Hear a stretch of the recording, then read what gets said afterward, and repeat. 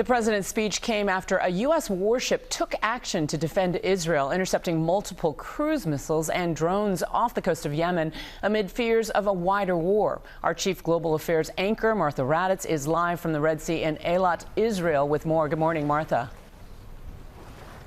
Good morning, Juju. We are right on the shores of the Red Sea. U.S. warships are just south of us. Those missiles from Yemen were aimed in this direction, but a U.S.-guided missile destroyer took no chances. They shot them down.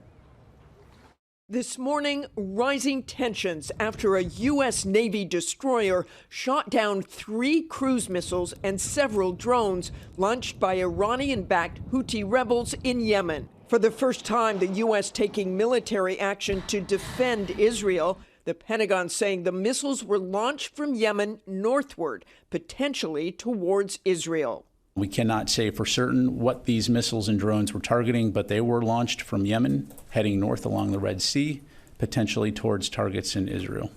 These missile launches come as the U.S. is bolstering its firepower in the region, a second carrier strike group soon joining U.S. warships already in the Mediterranean, and additional fighter aircraft also being sent, all meant as a deterrent. By posturing these U.S. naval assets and advanced fighter aircraft in the region, we aim to send a strong message intended to deter a wider conflict, to bolster regional stability, and of course to make it clear that we will protect and defend our national security interests.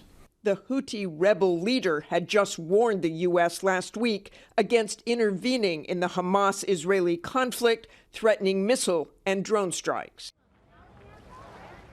The U.S., of course, hoping this is a deterrent, this use of force, but clearly there is no guarantee. Rebecca? No guarantees with those stakes so very high. Martha, thank you.